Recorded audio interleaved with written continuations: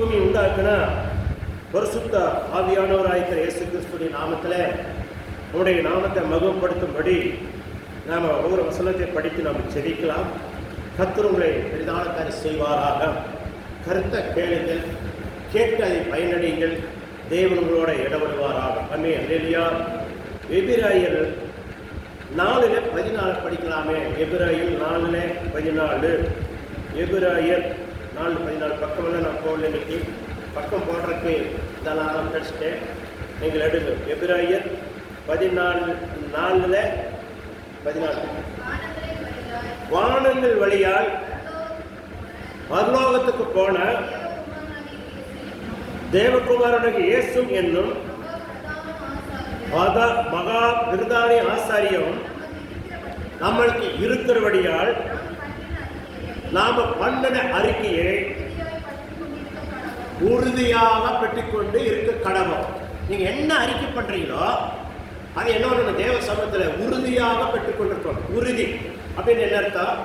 தேவனிடத்துல மகா பிரதானி ஆசாரியாக இயேசு கிறிஸ்து அவர் பரலோக ஏற்றி சென்று நம்மளுக்காக விட்டு போன ஒவ்வொரு காரியங்களையும் நம்மளோடு இருக்கிற பரிசுத்த ஆவியானவருக்கு நாம் சாட்சிகளாக இருக்கும்படி தேவன் இந்த காரியத்தை நம்மளுக்கு சொல்லிக் கொடுக்குறாங்க.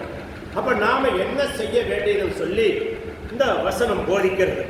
அப்போ விட்டு போனதை நாம் பிடித்துக்கொள்ளோன்னு சொல்லி கர்த்தருடைய வார்த்தையை பிடித்துக்கொண்டு அது பிரகாரம் நடக்க நாம் என்ன பண்ணணும்?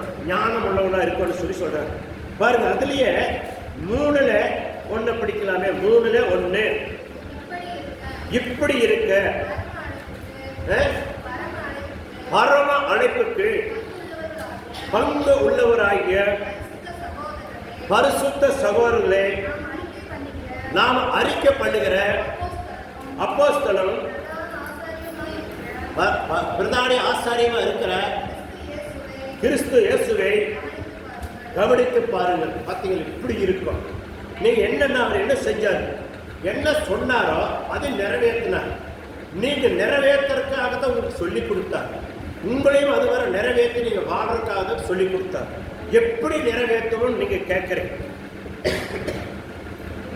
அதுக்குள்ள வழிகள் உங்களுக்கு அந்த வேகத்தை நான் சொல்லித்தாங்க. கர்த்தருக்கு மகிமை உண்டாட்டி அந்த கற்பனைகளை கை கொண்டு நடக்கும் போது அது உங்களுக்கு அது அப்படியே ஆக கடவுள் சொல்லி வேதம் சொல்லுகிறது. யாத்திராகம் 15:26. யாத்திராகம் 15:26 எடுத்துக்கோங்க. யாத்திராகம் 15:26 எடுத்து படிங்க. நீ தேவனாய கர்த்தருடைய சத்தத்தை கவனமாய் கேட்டு அவர் பார்வைக்கு செவ்வாயானைகளை செய்து அவர் கட்டளைகளுக்கு செவி கொடுத்து அவர் நியமங்கள் யாவரையும் கை கொண்டால் நான் எதிர்த்தாருக்கு வரப்பண்ணேன். வியாதிகளை ஒன்றையும் உன்னுக்கு வரப்பண்ணேன். நானே உன் பணியாரியை கத்து. ஏதி சொல்றான்னா, உன்னுடைய அலைச்சல் என்னன்னா, உன் இடத்துல என்னென்ன பிரச்சனை இருக்குதோ அந்த பிரச்சனையெல்லாம் என்ன பண்ணணும்? பாதாளத்தில் அதை தள்ளி போட்டு காலுக்கெல்லாம் மிதித்து உன் நோயிலிருந்து, பேயிலிருந்து, பிசாசு தந்திரத்திலிருந்து, மாந்திரத்திலிருந்து, சூனியத்திலிருந்து நீ ஜெயம் எடுத்து ஜெயித்து வாழ்றதுக்காக உன்னை அழைத்திருக்க. அல்லேலூயா. உன் அழைப்பை நீ முதல் தெரிந்து கொள்ளணும். உன் அழைப்பை தெரிந்து கொண்டு நீ அது பிரகாரம் நடக்கும் போது தேவனை கர்த்தரை செய்வார் சொல்லி வேதம் சொல்லுகிறது. அப்ப அழைப்பு என்ன தேவன் அதை தெரிந்து கொண்டாதான் நீ எல்லாமே ஜெயிக்க முடியும். பாருங்க, ரோமர்ல 4:18-19 படிங்க. ரோமர்ல 4 பாருங்க, அந்த வாக்குத்தத்தங்களை பத்தி அதுல போட்டிருக்கு. உங்கள் அழைப்பு வாக்குத்தத்தங்களை பெறணும்னா தேவனுடைய என்னோட பிரமாணத்தை நீ கை கொள்ளணும். அப்பதான் அது நிறைவேறும் அப்படின்னு சொல்லி வேதம் சொல்லுகிறது. பாருங்க, படிங்க. ரோமர் 4:18 உன் சன்னதி இவ்வளவு இருக்கும் என்று சொல்லப்பட்டபடியே அநேக ஜாதிகளுக்கு நம்புவதற்கு ஏதும் இல்லாத போதுமா விசுவாசிக்கலாம். விசுவாசம் தான் முக்கியம். உங்களிடத்துல இது வரும் அது வரும் நீங்க விசுவாசத்தை நீங்க என்ன அதை சொல்லிக்கொண்டே இருக்கணும். உங்க வாயில நீங்க ஒவ்வொரு நாளும் அதை சொல்லணும். சொல்லிக்கொண்டே இருக்கும் போது அந்த வார்த்தைக்கு உயிர் உண்டாயிட்டே இருக்கு. உயிர் உண்டாகி அது என்னன்னா, ஒரு பாவம் எப்படிங்க கற்பம் தரிச்சு பிள்ளை பெறுகிறோ அதே போலதான் நீங்க சொல்லிக்கொண்டே இருக்கும் போது அந்த காரியம் உங்களுக்கு நிறைவேறிய தீரும். ஆமென். அல்லேலூயா. பாரு எத்தனை படிச்சீங்க இதுல? 19 படிங்க இதுல. விசுவாசத்திலே பலவானா இருக்கவில்லை, ஏறக்குறைய 100 வயது உள்ளவனா இருந்த வேண்டும். விசுவாசத்தை சரிகணும் செத்த போனவன் அதை பத்தி அவன் நினைக்கவே இல்லை அப்படின்னு அது வரைக்கும் அவன் என்ன சொல்லிட்டு இருக்கிறான். அந்த காரியத்துல ஆண்டவர் எனக்கு சொல்லியிருக்காரு, வாக்கு கொடுத்திருக்கிறாரு, வாக்கு தத்தம் தேவன் செய்வாரு. அவன் ஒவ்வொரு நாளும் அந்த வார்த்தையை அவன் சொல்லி சொல்லி சொல்லி சொல்லி அவன் என்னோட தேவனிடத்துல கேட்டுக்கொண்டே இருக்கிறான். அப்ப கேட்டுக்கொண்டு இருக்கும் போது அதுக்கு அதிகமாக உயிர் உண்டாயிக்கொண்டே இருக்குன்னு சொல்றேன் இல்லையா? ஒரு செடிக்கு நீங்க தண்ணி கட்டுறீங்கன்னா அந்த தண்ணி கட்டுற செடி காய்க்கலைன்னா அதுக்கு 2 களை கொத்தி என்னென்ன பண்ணணும் பண்றோம். அது முடியலைன்னா அது வெட்டி வீட்டு வேற ஒரு செடி நட்டுறோம். அதே மாதிரிதான் ஆண்டவர், நீ விசுவாசத்தில் வல்லவனா ஆகலைன்னா விசுவாசம் இல்லாத ஜனம் செத்த ஜனம்ங்கிறான். விசுவாசம் நம்மளுக்கு தேவை இல்லையா? விசுவாசத்தை நீங்க ஜெயிக்கணும். விசுவாசம் அணிகனும் ஒவ்வொரு காரியத்தை சொல்ல சொல்ல அந்த காரியம் நிறைவேறிய தேர்வு சொல்லி ஆண்டவர் வாக்கு சொல்றது. சரி, அது எல்லாமே படிக்கிற டைம்ல அதுல 21 படிங்க. 21 தேவன் வாக்குத்தத்தம் பண்ணினது நிறைவேற்ற வல்லவரா இருக்கிறார் என்று முழு நிச்சயமாக நம்பி தேவனை மகிமைப்படுத்தார்.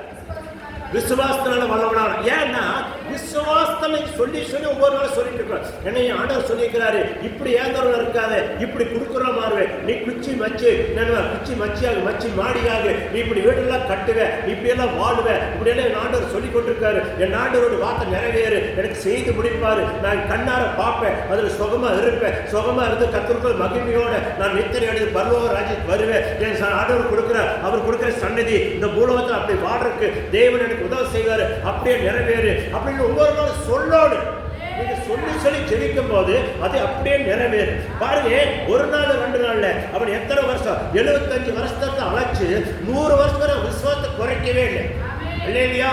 அதே போலவே நம்ம விசுவாசத்தை ஆண்டவர் பார்க்கிறார். விசுவாசத்தா அன்னைக்கு அது பழைய ஏற்பாடு, இன்னைக்கு புதிய ஏற்பாடுல உங்களுக்கு சீக்கிரம் அது கிடைக்கும்படி தேவன் செய்வார். அப்படின்னா 25 வருஷம் 10 வருஷம் இருக்க மாட்டாரு. நீங்க எந்த அளவுக்கு விசுவாசத்துல வளர்றீங்களோ, விசுவாசத்துல தேவ சமூகத்தில் உட்கார்றீங்களோ அதை கர்த்தர் செய்து முடிப்பாரு. இந்த விசுவாசம் தான் உங்களை என்ன பண்ணணும், விசுவாசத்துல சொல்லி சொல்லி ஜெபிக்கிறது நிறுத்தக்கூடாது. தேவாலயத்துக்கு வந்து ஜெபிக்கிறது நிறுத்தக்கூடாது. யார் என்ன சொன்னாலும் சரி சோர்ந்து போறது கூட நீங்க போவே கூடாது. ஆண்டவருடைய சமூகத்துல நான் இப்படி இருப்பேன், இப்படி தயவு செய்வாரு, ஏன்னா அவருடைய பூமியில அவருடைய நான் பிள்ளை, ஏசப்பா பிள்ளை அப்படிங்கிற எண்ணம் உங்களுக்கு ஒவ்வொரு நாள் வந்து கொண்டே இருக்கும். அல்லேலூயா. அதை செய்வார் எண்ணம் இருந்தா கர்த்தர் கண்டிஷனா செய்வாரா? ஆமென். அல்லேலூயா. பாருங்க, 2வது கர்த்தர் ஸ்தோத்திரம். அதுலயே பாருங்க,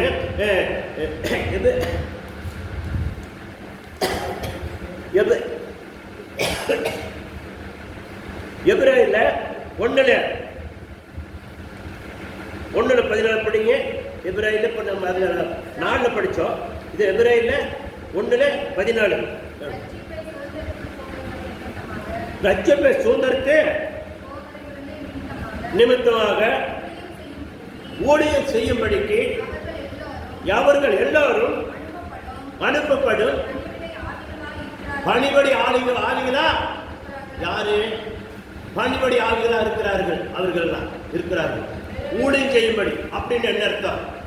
ஊழியம் செய்யும்படி பணிபடி ஆளுகளா. அப்ப நான் பேசும்போது உங்களுக்கு சொல்லிட்டு வந்தேன், உங்களுக்கு ஒவ்வொரு தேவதூதர்களும் உங்களுக்கு பணிபட ஆவிகளா இருப்பாங்க. பணிபட தூதர்கள் உங்களோட உட்கார்ந்து இருப்பாங்க. நீங்க என்ன பண்றீங்க, என்ன செய்யறாங்கன்னு சொல்லி பார்த்து கொண்டிருப்பாங்க. அந்த தூதர்கள் தூதருக்கு நீங்க வேலை கொடுக்கணும், உட்காந்துட்டு அவங்க போய் பெறாது சொல்லுவாங்க தூங்கிட்டு. நமக்கு ஒரு வேலையை கொடுக்கல, அங்கே போன உட்காந்துட்டே இருக்கு, எனக்கு சோம்பேறித்தனம் இருக்கு, கொட்டாய் மேலே கொட்டாய் வருது, அப்புறம் என்னோட தூக்கத்து மேலே தூக்கம் வருது, அங்கே போய் இருக்கிற வேலை நல்லா செவிக்கிற இடத்துல நீ போட்டுக்கலாம்ல, என்னையே இங்கே விட்டுன்னு சொல்லி தேவதூதர் போய் உங்களை மேலே போய் ரிப்போர்ட் கொடுப்பாங்களா? இல்லையா? அப்படின்னு சொல்லி இருக்கிற வேகத்தில் இருக்குது. எல்லாரும் உங்களுக்கு சொல்லவில்லை. பாருங்க எப்படி இருக்குன்னு பார்த்தலாம். வெளிப்படுத்தல 22 எடுங்க. வெளிப்படுத்தல் 22 எடுங்க. கர்த்தர் உங்களை ஆசீர்வதிப்பாராக. 22 8 படிங்க.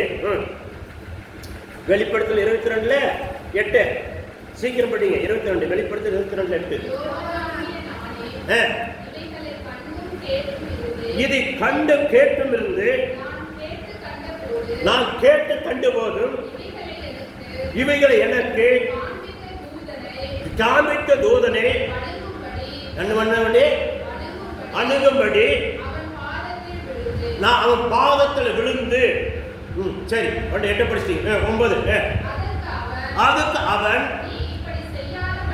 நீ இப்படி செய்யாதபடிக்கு பார், உன்னோட உன் சகோதரனோட தீர்க்கதரிசிகளோடு இந்த புஸ்தகங்கள இருக்கிற வாசனங்களுக்கு, இந்த வசனங்களுக்கு கைக்கொள்ளுகிறோட கூட நானும் ஒரு ஊழியக்காரன். யார் என்ன சொல்றாரு? நான் இந்த புஸ்தகம் இருக்கிற தேவ வசனத்தை வார்த்தையுமே இந்த புஸ்தகம் எழுதியிருக்கிற சத்திய வசனத்துக்கு யாரு கீழ்படுகிறார்களோ அவங்களோட நானும் ஒரு ஊழியக்காரன், தூதன். அவன் ஊழியக்காரனுக்கு ஒரு உதவியாக உங்களுக்கு வர்ற. அப்ப இருந்து என்ன புரிஞ்சுக்கிறீங்கன்னா ஊழியக்காரன் சொல்றேன். அப்ப என்ன, என் காதல் என் தூதற்காக நீ விழுகாதே, ஒரே தேவனுக்கு மட்டும் நானும் நீ துதிக்கக்கூடையோ, உனக்கு என்ன தேவையோ அதை செய்ய இருக்கதே என்னை அழைச்சிருக்கிறாரு. ஏன்னா நீங்க ஒவ்வொரு வீட்லயும் ஒவ்வொரு தூதரை எதுக்கு வைத்திருக்காருன்னா, பணிபட தூதர்னா நீ தூங்குறியா, ஜெபிக்கிறையா, தேவதூதனுக்கு நீங்க வேலை கொடுக்கலீங்கன்னா தேவதூதன் உங்களுக்கு பேர் ரிப்போர்ட் சொல்லிட்டு தான் இருப்பேன். நீங்க என்னென்ன பேசுறீங்க எல்லா தேவனும் பார்த்துட்டு இருப்பேன். பார்த்தீங்கன்னா என்ன சொல்ற அப்படின்னு, தேவதூதன் நான் உங்களை போல ஒரு ஊழியன், வேத வசனத்துக்கு வேத வசனம் நடுங்கி வேத வசனத்து பிரகாரம் நடக்கிறவனுக்கு நான் என்ன அவனோட சேர்ந்து ஊழியம் செய்தா வந்தனுங்கிற, உங்களுக்கு பணிபடி செய்தா வந்தனுங்கிற. அப்ப பாருங்க, நீங்க என்ன பண்றீங்கன்னா வீட்டுல நீங்க நினைக்கிறீங்க நாம வீட்டுக்குள்ள உட்காந்து தூங்குறோம், படுத்துட்டு இருக்கிறோம், சாப்பிட்டு ஜாலியா எடுக்கிறோம். நீங்க என்ன பேசுற, டிவி பாக்குறீங்களா, பார்த்து ஆடிக்கிறோம், பேசிட்டு இருக்கிறீங்களா, போன் எடுத்து தொண்ணு பேசிட்டு இருக்கிறீங்களா, போன் ஆராய்ச்சி தான் பாக்குற மறுபடியும் போய் பேசிட்டு உட்காந்துருக்கிறீங்க. எல்லாமும் இருக்கிற ஊழியர்கள் இருக்கிற தோல் நின்னுவோம் பார்த்து கொண்டே ரிப்போர்ட் அனுப்பிட்டே இருப்பேன். நீ என்னென்ன பெராடு பண்ற, என்னென்ன முள்ள மாதிரியே இருக்கிற, முடிச்ச வைக்கிற, கலவை செய்யற அப்படின்னு அத்தனை பார்ப்பான் இல்லையா? எச்சரிக்கை. அப்ப எச்சரிக்கை சத்தம். ஏன்னா தேவ தூதர்கள் என்ன, உங்களுக்கு ஒவ்வொருத்தருக்கும் ஒவ்வொரு தூதர் வைத்திருக்கிறார் ஆண்டவர். நீங்க ஜெபிக்கிற எவ்வளவு ஜெபிக்கிற மேல தேவிக்கிறையில் பார்த்து தூதர் போய் சொல்வானாமா, இந்த மனுஷனுக்கு நீ அனுப்புறது எனக்கு எவ்வளவு சந்தோஷம், எப்போதும் பத்தி துதிக்கிற, எப்போதும் சத்தியம் சொல்ற, எப்போது சுவிசேஷம் சொல்ற, அன்னைக்கு தருமம் செய்யற, அன்னைக்கு இந்த மாதிரி காரியங்களை செய்யற, ஒரு தேவாலயம் கட்டணும் அரசு கேட்டாங்க 4000 10,000 எடுத்து கொடுக்குற, அவன் வீட்டுல இருக்கிற செலவுக்கு இருக்கிற எடுத்து கொடுத்துட்ற அப்படின்னு சொல்லி தேவதம் சொல்வானா. அப்ப பார்த்து தேவன் சொல்ல பாட்டு அவன் 10,000 கொடுத்தானா, அப்ப உடனே அவனுக்கு என்ன ஒரு 2 லட்சம் ரூபாய் செக் எழுதும்பாரு அவன் இல்லையா? 2 லட்சம் ரூபாய் செக் எழுதும்பாரா. ஏன்னு கேட்ட தோதம் சொல்லுவாராம். ஏன்னு கேட்டா அவன் 10,000 ஊழியர்கள் என்ன தேவ ஆலய கட்டலாம்டா, அவனுடைய ஊழியத்துக்காக தாங்குறாங்களா, அதனால செக் எழுதுமா, பருவத்துல செக் வருமா. அப்ப பணம் எங்கிருந்து வரும் தெரியாது, அங்கிருந்து நம்மளுக்கு வருமா இல்லையா?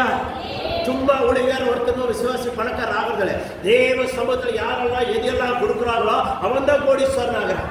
தேவனை கொடுக்காத சின்ன தானமா இருக்கிறவங்க எல்லாம் என்னைக்கு அவனுக்கு அரைச்சமா அரைச்சு கொண்டு அந்த பூமிகள் என்ன பண்ணணும், அதே அவனுக்கு பொழப்பேன் என்ன பண்ண 10,000 பொழப்புதான் ஓடி கொடுத்துருப்பானா இல்லையா?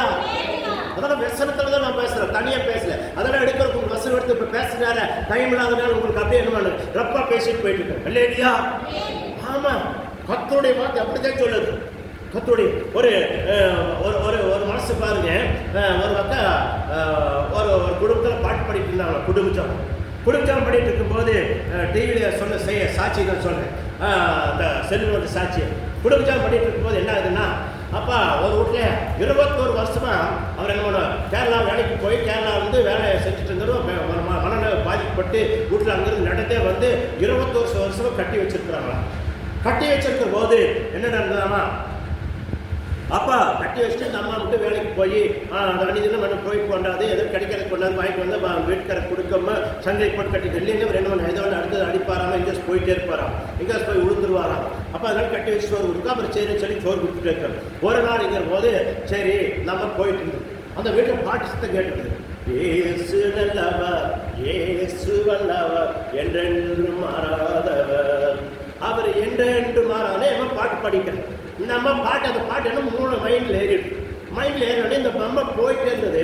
இந்த அம்மா கிறிஸ்துன்னு என்ன தெரியும், அந்த பாட்டை பாடிட்டே போயிட்டு பாடிட்டே வந்து ஒரு புரோட்டை வாங்கிட்டு வந்து கொடுத்து போயிடுச்சுன்னு கிளம்பா வச்சு போட்டு அதை ஊத்துக்கொண்டே கிட்ட வச்சிருக்கு. இந்த அம்மா பாட்டு பாடிட்டு கிறிஸ்துவ கண்டாட்டு கம்மனு வந்து பாடிட்டு வந்து போட்டு கிட்ட வந்து போட்டு பட்டில் வச்சோன்னே அவன் எடுத்து பிணைஞ்சு சங்கிலியோடு எடுத்து அடிச்சாலும் மனைவி மூஞ்சியில் ஒத்துரு. அடிச்சோடனே ஐயோ ஐயோ கதறான். மூஞ்சில் போய் காரத்தோட சட்னியோட விழுந்து எப்படி இருக்கு? ஐயோ வீட்டுக்காரன் ஐயோ போட்டு சார் போட்டாரே, கண்ணெல்லாம் போச்சே, கண்ணு போச்சு, பக்கமாட்டு கூட்டமே வந்துடுச்சான். வந்து கேட்டானே, ஏமா இது வரைக்கும் நீ வாங்கி வந்து கொடுத்த வீட்டுக்கார் பொட்டாட்டம் சாப்பிட்டு இருந்தாரு, எல்லாம் சாப்பிட்டாரு, இன்னைக்கு மட்டும் என்ன நடந்தது அப்படின்னா, தெரியலைங்க இப்படி பண்ணுறாருங்க, ஒன்றுமே தெரியலைங்க, வெகாரம் முடிச்சுட்டு தான் இருக்குது, 21 வருஷம் நான் சோறு போட்டு என்னை இப்படி பண்ணிட்டாரு, ஐயோ கண்ணெல்லாம் எரியுது. பக்கத்து வீட்டுக்காரெல்லாம் ஒடியாந்து தண்ணி கொடுத்து மூஞ்சியெல்லாம் கழுவி வச்சு பார்த்தாங்க. அப்புறம் அவங்க கேட்பா, எப்போ இப்படி செஞ்சேன்னு கேட்கும்போது சொல்கிறாராமா, அவர் யாரையும் கூட்டிகிட்டு வந்துட்டாங்க கேட்கணும். யார் இப்படி ஒருத்தருமே கூட்டிட்டு வெளியே யாராச்சும் நிற்கிறாங்க பாருங்க, இந்த மனசை பாவி மனசு இப்படி பண்ணான்னு சொல்லி நம்ம அழுதுதான். இல்லை ஏசு ஏசுன்னு சொல்லி கூட்டிட்டு வந்து ஏசுனார நம்மளுக்கு பின்னாடி சிரிக்கிறத பாருங்க, சிரிக்கிறாரு பாருங்க அந்த அண்ணா சொல்லிச்சான். சிரிக்கிறாரா? எங்கேயா சிரிக்கிறாரு? ஏனுங்க இப்படி எல்லாம் சொல்றீங்க? எனக்கு நான் உங்க வீட்டுக்காரீங்க, ஏனுங்க இப்படி சொல்றீங்க? நீங்க இப்படி சொல்லாமான்னு சொல்லி அம்மா அழுக. இல்ல உனக்கு இருக்கிற ஒருத்தர் சிரிக்கிறாரு பாரு, அவர் பாரு எப்படி நிற்கிறாரு பாரு, ஜிப்பா போட்டுட்டு சிரிச்ச முகத்தோட சுறு முடியோட நின்று கொண்டிருக்காரு. அதை பாருங்க எல்லாரும். நீங்க உங்களுக்கு தெரியல, எனக்கு தெரியுது. ஐயோ அவளை போ சொல்லுங்க, அவ வந்தா நான் அப்படித்தான் பண்ணுவேன், அவ போட்டு இந்த ஏசுவரை போ சொல்லி வர சொல்லுங்க, அப்படித்தான் முன்னாடி ஏற்றுக்குனாரா. அப்புறம் இந்த அம்மா பாச்சாமா, ஆமாம் பாட்டு பாடும்போது பாடிட்டு வந்தோமா, அப்படியே சார் வந்துருப்பாருன்னு சொல்லி அப்படி ஓடிச்சாங்க.